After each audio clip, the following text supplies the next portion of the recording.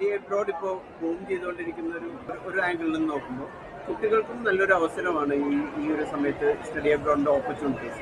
ജെയ്സിന് ഇതിൽ 7 വർഷം 8 വർഷത്തോളമായിട്ട് ഈ ഒരു ഏരിയയിലുണ്ട്. ഇതുവരെയുള്ള ഒരു ഒബ്സർവേഷനും ഇതിൻ്റെ ഒരു ഫ്യൂച്ചർ എന്താണെന്ന്. ഇമിഗ്രേഷൻ എന്ന് പറയുന്നത് സ്റ്റുഡൻസ് പഠിക്കാനായിട്ടാണ് കുട്ടികൾ പോകുന്നത്. പക്ഷേ നമുക്കറിയാം കാലാകാലങ്ങളിലായിട്ട് നമ്മുടെ നാട്ടിലെ ആളുകളുടെ ഒരു താല്പര്യം എന്ന് പറയുന്നത് എങ്ങനെയെങ്കിലും വിദേശത്ത് പോകാതെ സർവൈവ് ചെയ്യാനുള്ളത്. അപ്പം ഒരു 2010, 2020, 2021 കാലഘട്ടങ്ങളിലൊക്കെ അല്ലെങ്കിൽ കോവിഡിന് മുന്നേയുള്ള കാലഘട്ടം പ്രത്യേകിച്ച് നമ്മൾ പറയുകയാണെങ്കിൽ ഏറ്റവും കൂടുതൽ കുട്ടികൾ പോയിരുന്നത് ഇമിഗ്രേഷന് വേണ്ടിയിട്ടാണ്. ഇമിഗ്രേഷൻ സ്റ്റഡീസ് ഒരു ഓപ്പർച്യൂണിറ്റി എന്നുള്ള രീതിയിൽ ചൂസ് ചെയ്തിട്ടാണ് പോയിക്കൊണ്ടിരിക്കുന്നത്. പക്ഷേ ഇപ്പോഴത്തെ കാലത്ത് നമ്മളിനി പോകുന്നുണ്ടെങ്കിൽ പഠിക്കാനായിട്ട് തന്നെ പോകണം. ലോകത്തിലെ മികച്ച യൂണിവേഴ്സിറ്റീസിൽ അഡ്മിഷൻ എടുത്ത് പ്രത്യേകിച്ച് നമുക്ക് ഇവിടെ ഇല്ലാത്ത തരത്തിലുള്ള കോഴ്സുകളൊക്കെ ചൂസ് ചെയ്തിട്ട് പഠിക്കാനായിട്ട് പോകുന്നതാണ് ഏറ്റവും നല്ലതെന്നുള്ളതാണ് എൻ്റെ അഭിപ്രായം. കാരണം ഇമിഗ്രേഷനുകളിൽ വരുന്ന ഒരു ചേഞ്ചും ഈ കുട്ടികളെ എഫക്റ്റ് ചെയ്യില്ല. കാരണം അവർ പഠിച്ചിട്ടുള്ള ലോകത്തിലെ മികച്ച യൂണിവേഴ്സിറ്റികളിലായിരിക്കും, മികച്ച കോഴ്സുകളായിരിക്കും. ഇനി അങ്ങോട്ടേക്കുള്ള ഈ ഒരു സെക്ടറിൻ്റെ വളർച്ച എന്ന് പറയുന്നത് ഓരോ രാജ്യത്തും അവർക്ക് ആവശ്യമുള്ള സ്കിൽ ഓക്യുപ്പേഷൻ ലിസ്റ്റ് നോക്കിയിട്ട് പഠിക്കാനായിട്ട് പോകാം. അതല്ല എങ്കിൽ ഇതുപോലെ ലോകത്തിലെ മികച്ച യൂണിവേഴ്സിറ്റീസിൽ സ്റ്റുഡൻസിന് ഇഷ്ടപ്പെടുന്ന സബ്ജക്ട്സ് പഠിക്കാനായിട്ട്. സ്കോപ്പ് അബ്രോഡ് ഏതൊക്കെ രാജ്യങ്ങളിലേക്കുള്ള യൂണിവേഴ്സിറ്റീസിൽ കാറ്റർ ചെയ്യുന്നുണ്ട്? സ്കോപ്പ് അബ്രോഡ് എല്ലാ ടൈപ്പ് അഡ്മിഷൻസ് കാറ്റർ ചെയ്യുന്ന ഒരു സ്റ്റഡി അബ്രോഡ് കൺസൾട്ടൻസിയാണ്. മറ്റ് സ്റ്റഡി അബ്രോഡ് കൺസൾട്ടൻസിന് സ്കോപ്പ് അബ്രോഡിനെ വ്യത്യാസപ്പെടുത്തുന്നത് എന്താണെന്ന് വെച്ചാൽ നമ്മൾ ജർമ്മനിയിലെ പബ്ലിക് ഫണ്ട് യൂണിവേഴ്സിറ്റീസിലേക്ക് ചെയ്യും, അഡ്മിഷൻസ് ചെയ്യും. അതുപോലെ തന്നെ ലോകത്തിലെ മികച്ച യൂണിവേഴ്സിറ്റീസ്, ഇപ്പം ഐവി ലീഗ് യൂണിവേഴ്സിറ്റീസ് അല്ലെങ്കിൽ റസിഡ് ഗ്രൂപ്പ് യൂണിവേഴ്സിറ്റീസ്, ഓസ്ട്രേലിയയിലെ ഗ്രൂപ്പ് ഓഫ് 8 യൂണിവേഴ്സിറ്റീസ്, അങ്ങനെ തുടങ്ങി മികച്ച യൂണിവേഴ്സിറ്റീസിലേക്കുള്ള അഡ്മിഷൻ വേണ്ടിയിട്ടുള്ള എല്ലാ ക്രൈറ്റീരിയാസും സ്റ്റുഡൻസിന് ഒരുപക്ഷെ അറിയില്ല. പക്ഷേ അതിനെല്ലാം സപ്പോർട്ട് സ്കോപ്പ് അബ്രോഡ് കൊടുക്കും. സ്റ്റഡി അബ്രോഡ് വളരെ എക്സൈറ്റിംഗ് ആണ്. ആരെ അപ്രോച്ച് ചെയ്യണം, ആരെ അപ്രോച്ച് ചെയ്താൽ കറക്റ്റ് ഇൻഫോർമേഷൻ കിട്ടും? കാരണം ഒരുപാട് ഇതിൻ്റെ അകത്ത് ഫ്രോഡുലൻ്റ് ആയിട്ടുള്ള പരിപാടികളുണ്ട്. So how can you help? അവരെങ്ങനെയാണ് ഈ സ്കോപ്പ് അബ്രോഡിനെ അപ്രോച്ച് ചെയ്യേണ്ടത്? നമ്മളതിന് പറയും ഗ്രാജുവേറ്റ് റൂട്ട് മാപ്പ് എന്ന് പറയും. എന്ന് വെച്ചാൽ നമ്മൾ 10ാം ക്ലാസ് വരെ എല്ലാ സബ്ജക്ട്സും പഠിക്കും. 10 കഴിഞ്ഞാൽ പിന്നീട് അങ്ങോട്ടേക്ക് ഏതെങ്കിലും ഒന്ന് സ്പെഷ്യലൈസ് ചെയ്യും. അതിനുശേഷം നമ്മൾ ഗ്രാജുവേഷൻ വരുന്ന സമയത്താണ് നമ്മളൊരു സബ്ജക്റ്റിൽ സ്പെഷ്യലൈസ് ചെയ്യുന്നത്. അപ്പം ആ സബ്ജക്റ്റ് ഇഷ്ടത്തോടു കൂടി എടുക്കുക, പാഷനേറ്റ് ആവും ആ സബ്ജക്റ്റിൽ. ആ സബ്ജക്റ്റിൻ്റെ ഓപ്പർച്യൂണിറ്റീസിനെ പറ്റിയിട്ട് നമ്മൾ അവെയർ ആയിരിക്കും. പലപ്പോഴും പിള്ളേർ ഈ സബ്ജക്റ്റ് എടുക്കും, പക്ഷേ അതിൻ്റെ ഓപ്പർച്യൂണിറ്റീസിനെ പറ്റിയിട്ട് അവെയർ ആവില്ല. അപ്പം നമ്മൾ എവിടെ നിന്നാണ് കരിയർ കൗൺസിലിംഗ് തുടങ്ങേണ്ടതെന്ന് വെച്ചാൽ 8ാം ക്ലാസ് തൊട്ട് നമ്മൾ സ്റ്റാർട്ട് ചെയ്യുക, 10ൽ റീവർക്ക് ചെയ്യുക, 12ലേക്ക് എത്തുമ്പം പിന്നീട് നമ്മൾ റീവർക്ക് ചെയ്യുക. നമ്മളൊരു കോഴ്സ് ചൂസ് ചെയ്യുന്നതിന് മുന്നേ ഇപ്പോൾ പ്യുവർ സയൻസ് ആകാം, അപ്ലൈഡ് സയൻസ് ആകാം, ഹ്യൂമാനിറ്റീസ് ആകാം, ഏത് കോഴ്സാണ് ചൂസ് ചെയ്യുന്നത് ആ കോഴ്സ് ചൂസ് ചെയ്യുന്നതോടൊപ്പം തന്നെ down the line next 5 to 7 years നമ്മുടെ കരിയർ എന്താണെന്നുള്ളത് നമ്മൾ ഫിക്സ് ചെയ്യുക. നമ്മുടെ സിസ്റ്റത്തിൽ ഒരിക്കലും നമ്മളോട് ആരും പറയുന്നില്ല പിന്നെ നമ്മളൊരു ഇന്നോവേഷനിലേക്ക് പോകണമെന്നോ ഇല്ലെങ്കിൽ നമ്മളൊരു ഓൺടർപ്രണർ ആവണമെന്നോ പറയാറില്ല. അപ്പം നമുക്ക് ഓൺടർപ്രണർ ആവാൻ താല്പര്യമുള്ളവരുണ്ടാകും, ഇന്നോവേറ്റീവ് ആയിട്ടുള്ള കാര്യങ്ങളിലേക്ക് മൂവ് ചെയ്യാനുള്ള താല്പര്യമുള്ളതുണ്ടാകും. അപ്പം ഓൺടർപ്രണർഷിപ്പും ഇന്നോവേഷനും അതുപോലെ തന്നെയാണ് പിന്നെ നമ്മൾ കരിയർ എന്ന് പറയുന്നത്, അല്ലെങ്കിൽ ഒരു ജോലിയിലേക്ക് പോകുന്നതാണ്. ഈ ഒരു 3 ആംഗിൾ ഫോക്കസ് ചെയ്തിട്ട് മുന്നോട്ട് പോകാനാണ് അപ്പോൾ നമ്മൾ നടക്കുന്നത്. ഫണ്ടിങ്ങിൻ്റെ ഏറ്റവും വലിയൊരു അഡ്വാൻറ്റേജ് ലാസ്റ്റ് 2-3 years ആയിട്ട് ഉണ്ടായിട്ടുള്ളതെന്ന് വെച്ചാൽ വിദേശത്തെ മികച്ച യൂണിവേഴ്സിറ്റീസിൽ പഠിക്കാൻ പോകുന്ന സ്റ്റുഡൻസിന് ഒരു കൊളാറ്ററൽ സെക്യൂരിറ്റി ഇല്ലാതെ, അതായത് നമുക്ക് പ്രോപ്പർട്ടി ഇല്ലാതെ തന്നെ നമുക്ക് എഡ്യൂക്കേഷൻ ലോൺ കൊടുക്കാനെന്ന് ബാങ്കുകളും നോൺ ബാങ്കിങ് ഫിനാൻഷ്യൽ കമ്പനികളും വില്ലിംഗ് ആണ്. അത് യൂണിയൻ ബാങ്കിനാണെങ്കിലും സ്റ്റേറ്റ് ബാങ്ക് ഓഫ് ഇന്ത്യക്ക് ആണെങ്കിലും ICICI ബാങ്കിനൊക്കെ ആണെങ്കിലും ആ സ്കീമുണ്ട്. അവർ പറയുന്ന either STEM സീരീസ് ആയിരിക്കണം, സയൻസ്, ടെക്നോളജി, എഞ്ചിനീയറിംഗ്, മാത്തമാറ്റിക്സ് ആയിരിക്കും. അവരുടെ കയ്യിലൊരു ലിസ്റ്റ് ഓഫ് യൂണിവേഴ്സിറ്റീസ് ഉണ്ട്. വേൾഡിലെ ആദ്യത്തെ 50 യൂണിവേഴ്സിറ്റീസ് ആണ് SBI കൺസിഡർ ചെയ്തെങ്കിൽ യൂണിയൻ ബാങ്ക് 160 യൂണിവേഴ്സിറ്റീസ് വരെ കൺസിഡർ ചെയ്യും. Non banking financial companies 300-350 universities വരെ കൺസിഡർ ചെയ്യും. അപ്പം ഫണ്ടിങ് എന്നൊരു ഇഷ്യൂ അല്ല. കാരണം ഒരു ബാങ്ക് ഒരു 50 ലക്ഷം രൂപയോ 60 ലക്ഷം രൂപയോ കൊടുക്കുന്നുണ്ടെങ്കിൽ ഒന്നും കാണാതെ ഒരിക്കലും ബാങ്ക് കൊടുക്കില്ല. കാരണം അവരെ സംബന്ധിച്ചിടത്തോളം അവർക്ക് അറിയാം ഇതിൻ്റെ റീപേയ്മെൻറ്റ് ഗ്യാരണ്ടീഡ് ആണ്. അപ്പോൾ വെറും ഒരു കോ ആപ്ലിക്കൻറ്റിനെ മാത്രം യൂസ് ചെയ്തിട്ട് സ്റ്റുഡൻസിന് ഫണ്ട്സ് അറേഞ്ച് ചെയ്യാൻ പറ്റും. രണ്ടാമത്തെ ഭാഗം ഈ കുട്ടികളുടെ ഒരു നിലവിൽ നിൽക്കുന്ന ഒരു അവസ്ഥ, ഒരു ടെൻഷൻ ഉണ്ട്. അതായത് ഇതിനും വലിയ എമൗണ്ട് എടുത്ത് പഠിക്കാൻ പോയി ഈ പൈസ നമുക്ക് തിരിച്ചടയ്ക്കാൻ പറ്റുമോ എന്നൊക്കെ ഉള്ളൊരു ടെൻഷൻ ഉണ്ടാകും. അവിടെയാണ് നമ്മൾ കോഴ്സ് ചൂസ് ചെയ്യുമ്പം ആ കോഴ്സ് കഴിഞ്ഞാൽ എൻ്റെ കരിയർ പ്രോഗ്രഷൻ എങ്ങോട്ടാണ്, ആ രാജ്യത്ത് അതിന് ഓപ്പർച്യൂണിറ്റീസ് ഉണ്ടോ, ആ യൂണിവേഴ്സിറ്റി അതിന് കോമ്പറ്റൻ്റ് ഇനഫാണോ, അവിടുത്തെ പ്രൊഫസേഴ്സ് കോമ്പറ്റൻ്റ് ഇനഫാണോ, അങ്ങനത്തെ കാര്യങ്ങൾ നമ്മൾ ശ്രദ്ധിക്കണം. അങ്ങനെ ഉള്ള നല്ല ഇൻസ്റ്റിറ്റ്യൂഷൻസിൽ പഠിച്ചാൽ മാത്രമാണ് നമുക്ക് പുറത്തിറങ്ങി കഴിഞ്ഞാൽ നമുക്ക് ജോലി ഗ്യാരണ്ടി ആയിട്ടുള്ളത് അല്ലെങ്കിൽ നമ്മുടെ കരിയറിൽ നമുക്ക് പെർഫോം ചെയ്യാൻ പറ്റും. എഡ്യൂക്കേഷനിൽ റിട്ടേൺ ഓൺ ഇൻവെസ്റ്റ്മെൻറ്റ് എന്ന് പറയുന്നത് അതിൻ്റെ സ്റ്റുഡൻറ്റ് എങ്ങനെ പെർഫോം ചെയ്യുന്നതിനെ ആശ്രയിച്ചിട്ട്. അവിടെ കുട്ടികൾ പഠിക്കാൻ പോയി, ഒരു യൂണിവേഴ്സിറ്റി അഡ്മിഷൻ കിട്ടി, അതിന് ശേഷമുള്ള സപ്പോർട്ട് സ്കോപ്പ് അബ്രോഡ് കൊടുക്കുന്നുണ്ടോ? അങ്ങനെയാണ് ഉണ്ട്, നമ്മളെല്ലാം A to Z സപ്പോർട്ട് കൊടുക്കും. അതായത് പിന്നെ കൗൺസിലിംഗ് നമ്മൾ സ്റ്റാർട്ട് ചെയ്യും സ്റ്റുഡൻറ്റിന്.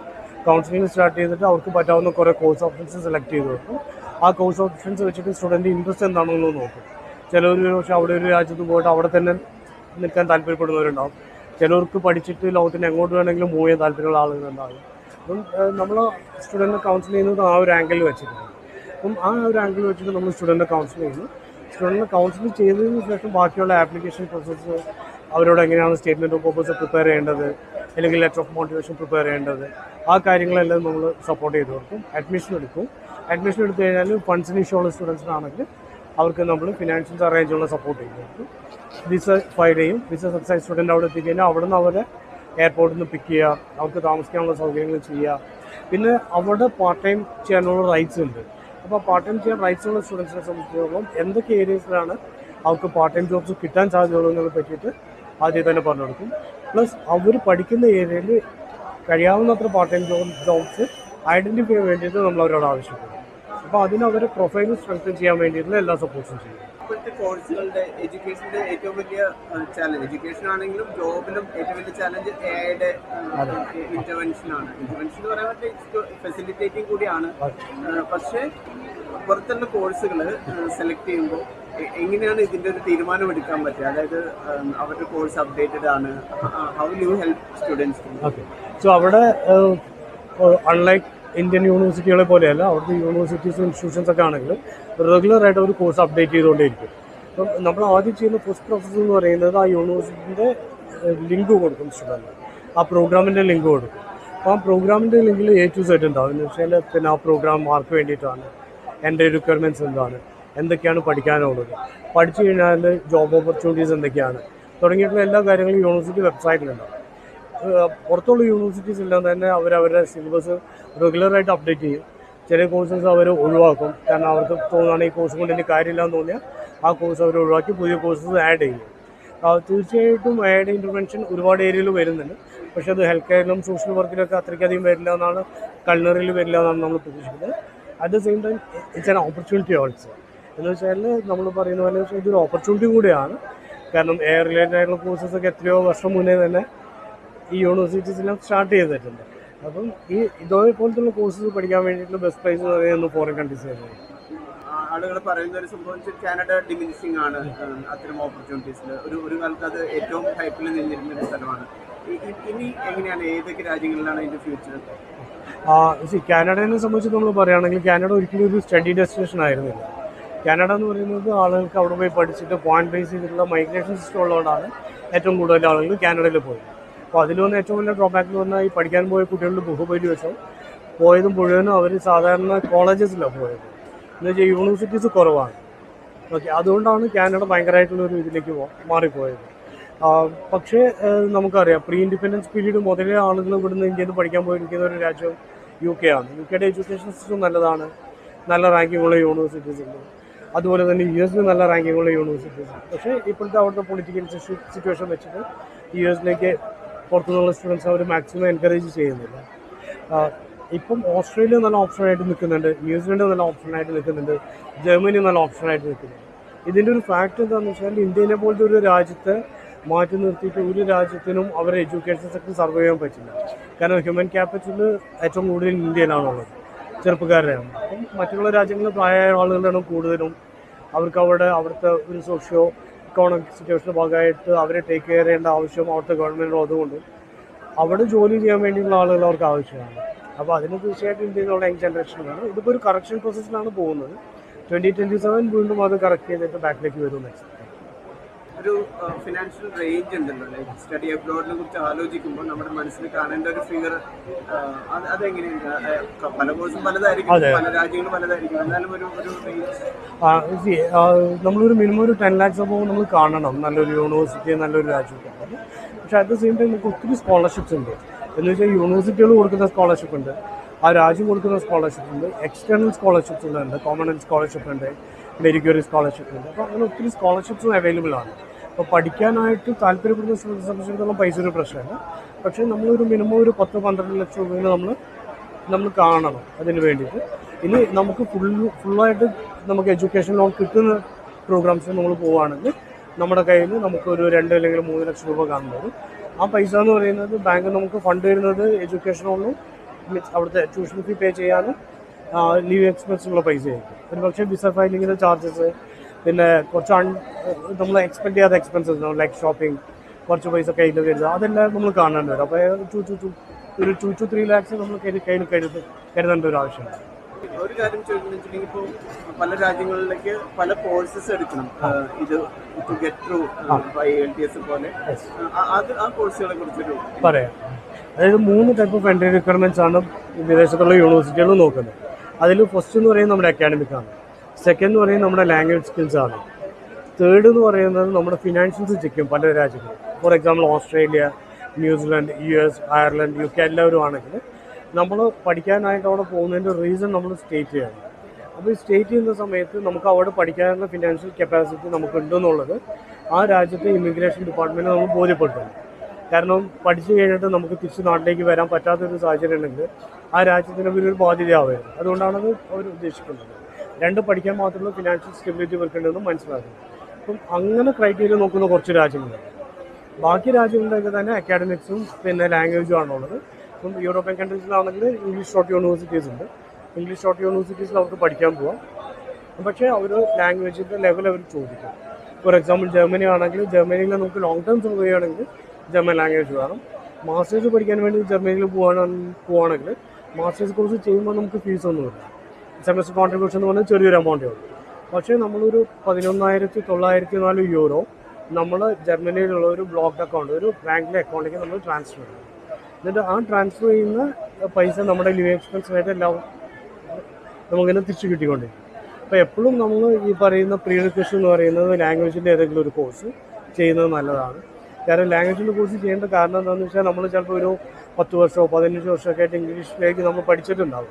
പക്ഷേ നമ്മുടെ ലെവൽ ഓഫ് ഇംഗ്ലീഷ് അവിടെ മാർക്ക് ചെയ്തിട്ടുണ്ടാവില്ല. Listening, speaking, reading, writing 4 section. അപ്പം അത് മാർക്ക് ചെയ്യുന്ന എക്സാംസാണ് എല്ലാ English language proficiency test, like IELTS, PT, TOEFL എന്ന് പറയുന്ന എക്സാംസ്. പിന്നെ എക്സാംസ് ഒത്തിരി ഉണ്ട്. അപ്പോൾ ആ എക്സാംസ് ചെയ്യുന്നത് എപ്പോഴും നല്ലതാണ്. പിന്നെ രണ്ടാമത് പലപ്പോഴും ചില നല്ല യൂണിവേഴ്സിറ്റി ആവശ്യപ്പെടുന്ന എക്സാംസാണ് ആപ്റ്റിറ്റ്യൂഡ് ടെസ്റ്റുകളുണ്ട്. SAT, SAT എന്ന് പറയും, പിന്നെ GRE പറയും, GMAT പറയും.